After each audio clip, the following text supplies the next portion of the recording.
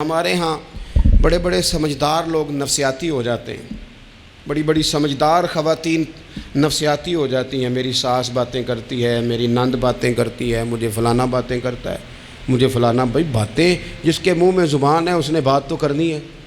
اب آپ نے کیوں یہ دعویٰ کر لیا ہے کہ آپ اتنے اونچے چلے جائیں کہ آپ کو بات ہی کوئی نہ کرے؟ کیا حرج ہے اس میں؟ اگر کوئی آپ کو بات کر دے تو کیا ہے، ہم کسی نے کر لی تو پھر کیا ہوا؟ اس کا اتنا اثر قبول کرنا کہ ساری رات سونا ہی نہ، پریشان ہو جانا۔ اور بعض لوگ ایسے ہیں جنہیں اتنی باتیں نہیں ہوتی جتنی انہیں ٹینشن ہوتی ہے۔ یعنی وہ دو بندے کونے میں کھڑے ہیں تو میری ہی بات کر رہے ہیں، اور بھائی کوئی اتنا اہم نہیں ہے، انہیں کوئی اور کام بھی ہو سکتا ہے، تیری بات ہی انہوں نے کرنی۔ بلا وجہ لوگ سمجھتے ہیں کہ میں بڑا اہم آدمی ہوں، وہاں بھی مجھ پہ تبصرہ ہو رہا ہے، یہاں بھی ہو رہا ہے۔ اس پہلو سے باہر آئیں، اس کمپلیکس سے نکل آئیں۔ ابن حزم کہتے ہیں کہ مصر میں ایک تاجر بڑا کامیاب ہو گیا تھا، بڑا کامیاب تاجر ہو گیا۔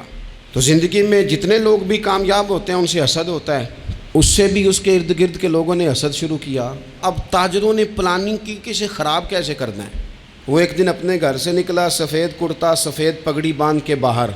اب 5-6 لوگوں نے پہلے سے منصوبہ بندی کی ہوئی تھی۔ ایک صاحب اسے ملے، کہنے لگے ماشاءاللہ آج تو سفید کرتے پر سبز امامہ، سبز پگڑی بڑی ہی اچھی لگ رہی ہے۔ تو وہ ہنس کے کہنے لگا لگتا ہے آپ سو کے اٹھ کے آئے ہیں، پگڑی تو میری سفید ہے۔ اس نے کہا چلو پگڑی تو سبز ہی ہے، باقی آپ نہیں مانتے تو آپ کی مرضی۔ وہ آگے بڑھا، تو اب چونکہ پلاننگ تھی تو ایک شخص اور ملا۔ اس نے کہا کیا بات ہے، سفید کرتے پر آپ کا پیلے رنگ کا امامہ کیا جچتا ہے؟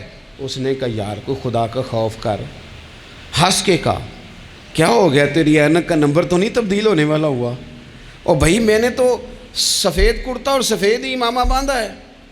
اب 2-3 لوگوں کی دفعہ تو وہ مسکرایا، لیکن وہ ڈھیر سارے لوگوں نے منصوبہ بندی کی تھی۔ وہ جب چوتھے کے پاس گیا تو اس نے بھی کہا کہ کیا بات ہے سفید کرتے پر پیلے رنگ کے امامے کی؟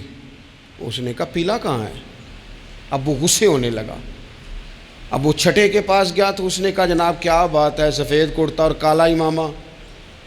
اب وہ غصے میں اتنا باولا ہوا کہ پہلے ہنسا پھر رویا، پھر اسے سمجھ نہ آئی کہ دکان کا تالا کس چابی سے میں نے کھولنا ہے۔ بس وہ شام ہوئی تو اس بیچارے کو بچوں نے روڑے مارنے شروع کر دیے۔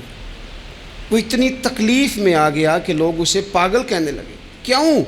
اس لیے کہ لوگ منصوبہ بندی، افواہ تھی نا کہ میری طبیعت خراب ہے، تو لوگوں نے حال پوچھ پوچھ کر بیمار کر دیا۔